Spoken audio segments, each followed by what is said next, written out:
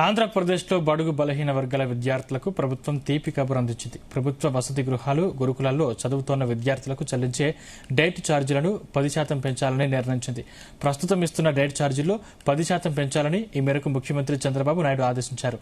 రాష్ట్ర సచివాలయంలో సంక్షేమ శాఖలపై ముఖ్యమంత్రి సమీక్షించారు. విద్యార్థులకు డైట్ ఛార్జీలు పెంచాలని సమీక్షలో సీఎం అధికారులను ఆదేశించారు. ప్రస్తుతం ఆర్థిక ఇబ్బందులు ఉన్నాయని, వచ్చే ఏడాది నుంచి పెంచుతామని ఆర్థిక శాఖ అధికారులు సూచించినా ఈ ఏడాది రెండో త్రైమాసికం నుంచే డైట్ ఛార్జీల పెంపు వర్తింపజేయాలని సీఎం స్పష్టం చేశారు. బలహీన వర్గాల విద్యార్థుల కోసం డైట్ ఛార్జీలు పెంచాల్సిన అవసరం ఉందని అన్నారు. బీసీ, ఎస్సీ, ఎస్టీ, మైనార్టీల జీవితాల్లో విద్య ద్వారానే మార్పు వస్తుందని, దీనికి తగినట్లుగానే వారికి అన్ని రకాల అవకాశాలు కల్పించాలని స్పష్టం చేశారు. మెరుగైన విద్య, మౌలిక సదుపాయాలతో పాటు పౌష్టికాహారాన్ని అందించాల్సిన అవసరం ఉందని, ఈ మేరకు డైట్ ఛార్జీలు పెంచుతున్నట్లు తెలిపారు. ఎస్సీ, ఎస్టీ, బీసీ, మైనార్టీ వర్గాలకు లబ్ధి చేకూర్చే విషయంలో వారికి కలిగే ప్రయోజనాన్ని పరిగణలోకి తీసుకోవాలని సీఎం చంద్రబాబు అన్నారు.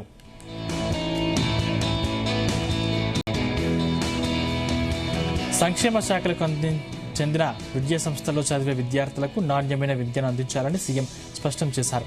ఈ మేరకు రాష్ట్రంలో పెద్ద ఎత్తున గురుకులాల నిర్మాణం చేపట్టాలని ఆదేశించారు.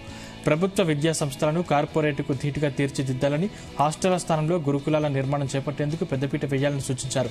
మెరుగైన వసతులు, మౌలిక సదుపాయాలతో గురుకులాలను నిర్మించాలని, అన్ని రెసిడెన్షియల్ స్కూళ్లు, హాస్టళ్ల మెయింటెనెన్స్ గ్రాంట్ ఇవ్వాలన్నారు.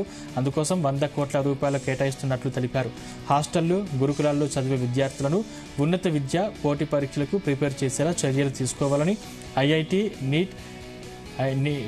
నీట్ వంటి పోటీ పరీక్షల్లో ప్రతిభ కనబరిచేలా శిక్షణ ఇప్పించాలని ఆదేశించారు. సంక్షేమ హాస్టళ్లు, రెసిడెన్షియల్ స్కూళ్లు, గురుకులాలు, ఆశ్రమ పాఠశాలల్లో పూర్వ విద్యార్థుల నెట్వర్కింగ్ చేయాలని అన్నారు.